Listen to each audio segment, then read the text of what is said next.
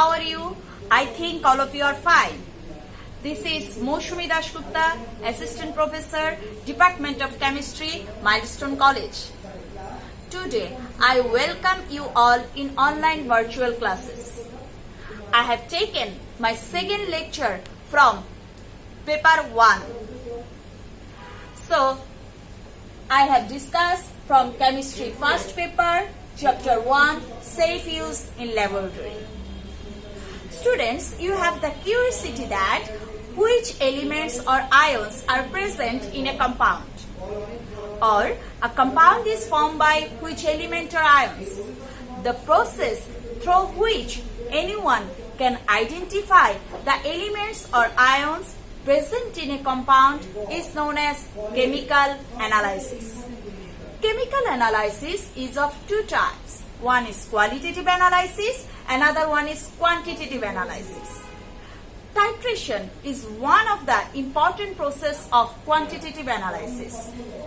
Titration is an important process for use also because you have the practical in second paper based on this titration. So, I think you have a question that what is titration?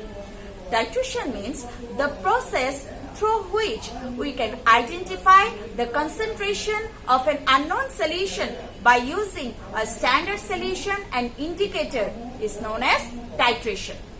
Now, you have the question, what is a standard solution? Standard solutions are the solution of knowing concentration. That means the solution which concentration is known to us known as standard solution. Actually, this standard solution is prepared by primary standard substance. So, what is primary standard substance? Primary standard substance are the substance which exist in nature as pure state and which is not attacked by the component of air. So, what type of substance are there? Sodium carbonate, potassium dichromate, etc. They are the example of primary standard substance. By using this substance, we prepare standard solution. Now come to what is indicator. Indicator means the chemical substance which indicate the end point of a chemical reaction by changing its color known as indicator. Actually, methyl orange, methyl red, phenolphthalein, etc. are the example of indicator. I think you are clear about these three words. One is titration, another one is indicator, and third one is standard solution. Now, you have the curiosity that how can we do the titration? Actually, in titration, we have taken standard solution in conical flask and we have taken the solution which concentration is determined in burette. Now, have a look on the apparatus of titration. So, students, these are the apparatus which is used in titration process. This is burette, this is burette stand, this is burette clamp, this is conical flask, this is beaker, this is pipette, and this is indicator. Actually, the solution which concentration is determined by us will be taken in this burette. You have seen that in burette here it is 0 and on the last point it is 50. So, I have taken the solution in this burette by using this funnel. Okay. Actually, this is acid-base titration because I have taken hydrochloric acid in this burette and sodium hydroxide, that means standard solution of sodium hydroxide in this beaker. Now, I have taken the standard solution from this beaker to conical flask by using this pipette. You have seen that in this pipette 5 ml is written. That means by this using this pipette we can take 5 ml solution from this beaker to this conical flask. Okay, so let's start the titration.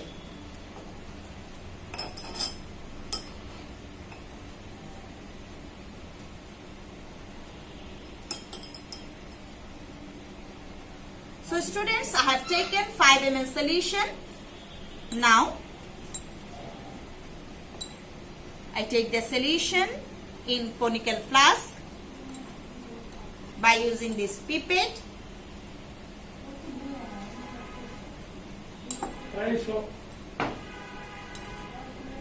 Now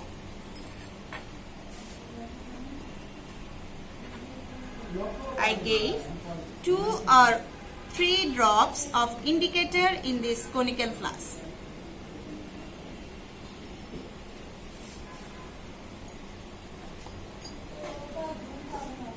You have seen the color of solution is a light orange. Now I start titration process.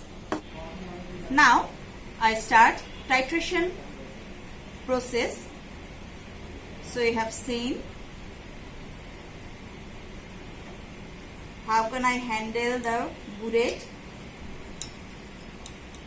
From this burette I add drop wise hydrochloric acid in sodium hydroxide solution.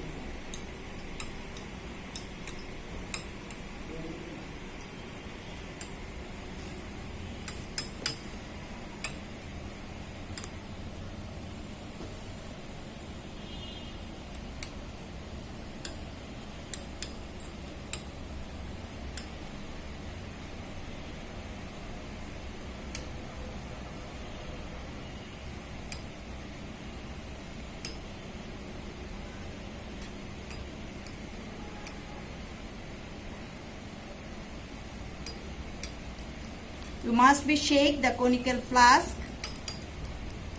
when you add hydrochloric acid, because on the center it turns to pink color, but when I shake the solution then the color is disappear.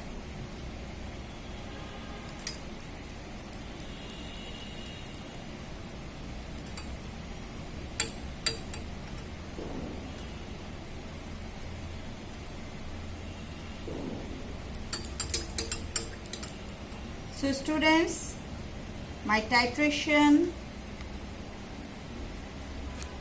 is already completed.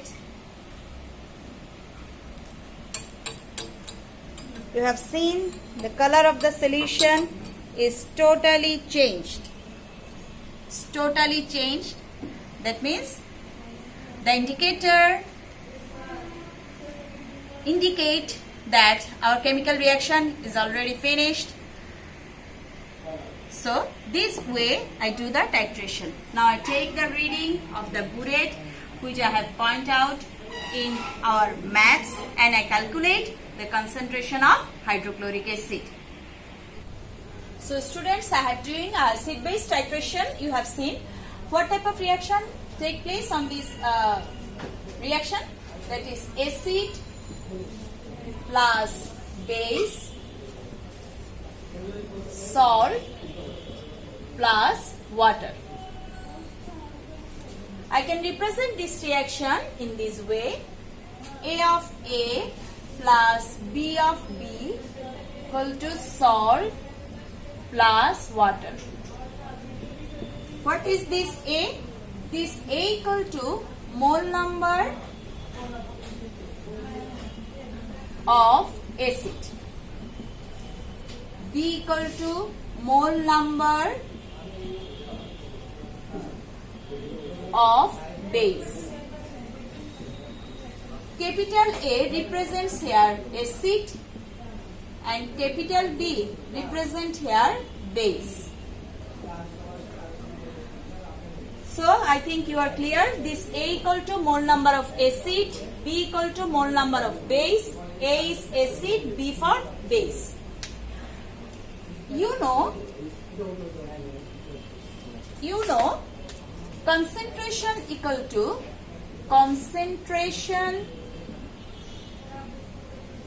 to number of moles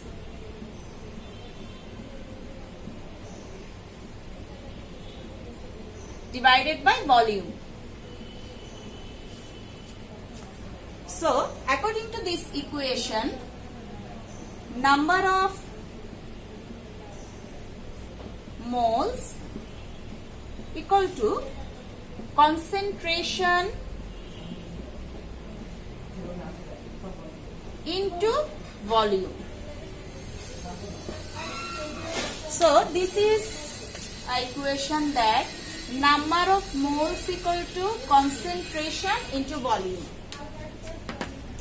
This way I can write A equal to VA SA. What is VA and SA? VA equal to volume of acid and SA equal to concentration of acid. I put this equation as number 1. In the same way, I can write B equal to VBSB. Okay, students? And this is our equation number 2. Here, VB equal to volume of base and SB equal to concentration of base. Now, if we divide,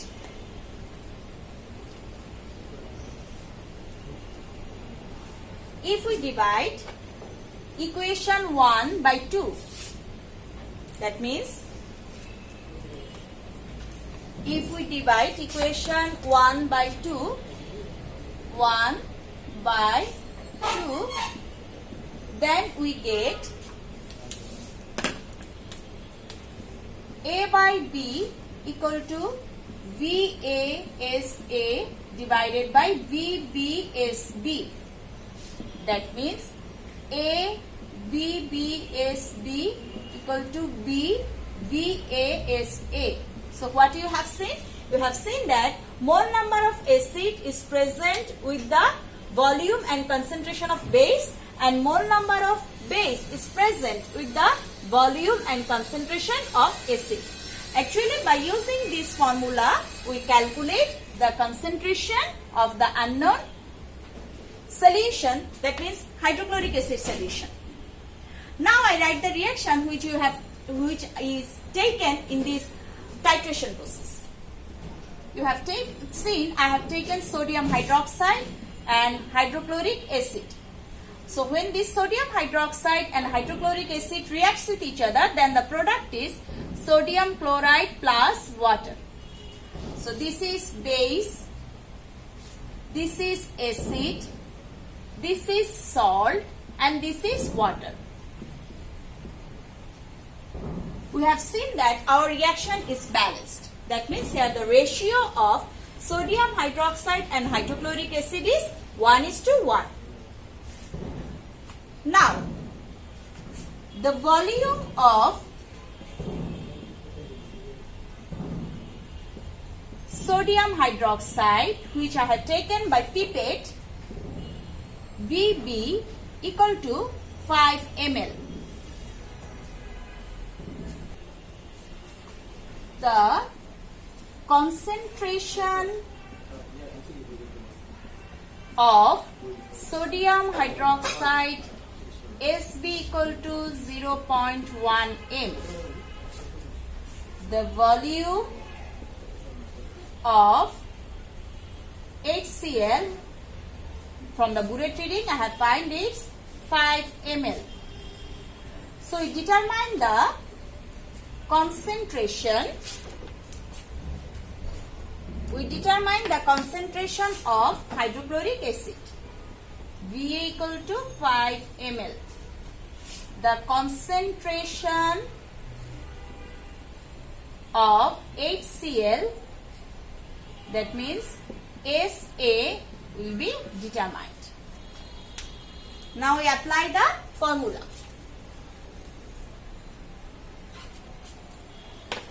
So we know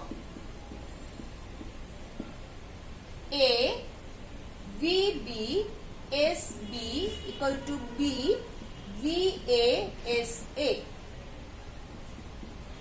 Now SA equal to A VBSB divided by B VA. As here mole number is 1:1, that means 1 mole sodium hydroxide reacts with 1 mole hydrochloric acid. So the value of A and B will be 1. So I can write here A equal to 1 and B equal to is also 1. So it will be 1 into 5 divided by into 0.1 divided by 1 into 5. The result is 0.1 m. So concentration of HCl equal to 0.1 m. So students, this way we can determine the concentration of unknown solution. That means here the unknown solution is HCl and we determine the concentration of HCl by using the titration process, and after titration by using this mathematical calculation we determine the concentration of hydrochloric acid. So students, now what is reagent bottle? The bottle which are used in laboratory for storing chemicals is known as reagent bottle. This type of bottle is known as reagent bottle. You have seen this type of bottle. This is reagent bottle, and in laboratory you have seen several bottles are present for storing chemicals. And you have seen that here potassium ferrocyanide is written. That means reagent bottle, in reagent bottle label must be used, and this label indicate which chemicals are present in this bottle. As here potassium ferrocyanide is written, that means this is potassium ferrocyanide. And this is the dropper which are used to take chemicals from the reagent bottles. You must be use these reagent bottles safely. Now by this reagent bottle, by taking this reagent, you can identify different type of ions or elements present in a compound. So students, no more today. I think all of you are clear about titration, about reagent bottle, about the calculation of titration. Okay, let's meet in next class.